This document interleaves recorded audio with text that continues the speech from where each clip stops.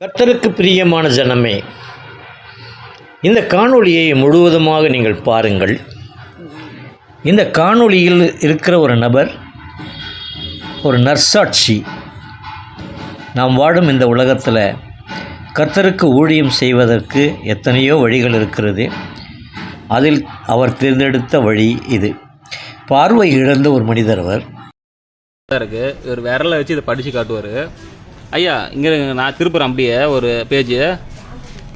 இந்த பேஜ் பாருங்கள், இங்கே ஏதாவது புரியுதா பாருங்கள். ஆனால் இவர் படிப்பார். படிங்க ஐயா. இங்கே இங்கேயா இந்த பக்கம் படிங்க. விரல் வச்சுக்கிறாரு பாருங்க.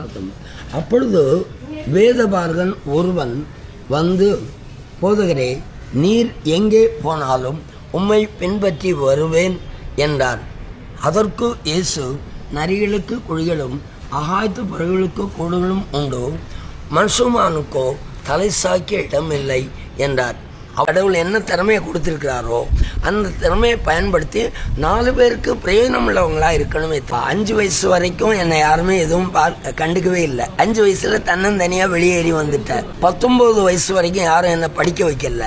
19வது வயசுல நானே போய் படிக்க ஆரம்பித்தேன் பள்ளிக்கூடத்தில். அவங்கள்ட்ட கெஞ்சி கேட்டு எனக்கு படிப்பு சொல்லி கொடுங்கன்னு சொல்லி நான் கேட்டதுக்கு அவங்க எப்படியோ கஷ்டப்பட்டு படிப்பு சொல்லி கொடுத்தாங்க. அது இன்னைக்கு எனக்கு பிரயோஜனமாக இருக்குது. அடுத்தவங்க கையை எதிர்பார்த்திருக்க கூடாது. சென்னை எக்மோர் ரயில் நிலையத்தில் மின்சார ரயில் பிளாட்ஃபாரத்தில் இறங்கி படிக்கட்டில் ஏறும்போது பார்த்துருக்கலாம். நான் பார்த்துருக்கேன்.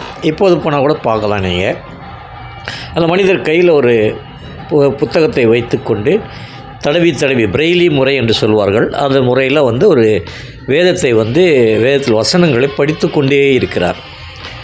அது அவர் ஒரு ஊழியமாக எடுத்து செஞ்சுக்கிட்டு இருக்கார். அதன் மூலமாக ஒரு வயிற்றுப்பிழைப்பும் அவரால் அது நடக்குது. வருவோர் போவோர் எல்லாம் தங்களால் இயன்ற காணிக்கைகளை ஒரு டப்பா வச்சுருக்கார், அதில் போட்டு போவாங்க. இதை பார்க்கும்போது ஒரு நிமிடம் நானே வெட்கப்பட்டு போனேன். சமயம் வாய்த்தாலும் வாய்க்காவிட்டாலும் ஜாக்கிரதையாய் திருவசனத்தை பிரசங்கம் பண்ணு என்று 2 தீமோத்தேயு 4ஆம் அதிகாரம் 2ஆம் வசனம் சொல்கிறது. மாதிரி நம்ம நடக்கிறோமா இல்லையா? இன்றைக்கு ஊழியக்காரர்களின் ஊழியங்கள் மட்டும் பெரிதல்ல, விசுவாசிகளின் ஊழியம் கூட கர்த்தருக்கு ஏற்புடையது. இந்த மனிதர் அதை தான் செய்து கொண்டிருக்கிறார். நாமும் சமயம் வாய்த்தாலும் சமயம் வாய்க்காவிட்டாலும் கர்த்தருடைய வசனங்களை, வார்த்தைகளை மற்றவர்களுக்கு எடுத்து சொல்ல இது ஒரு சாட்சியாக இருக்கும் என்பதே என் கருத்து. உங்கள் கருத்துக்களை கமெண்டில் சொல்லுங்கள்.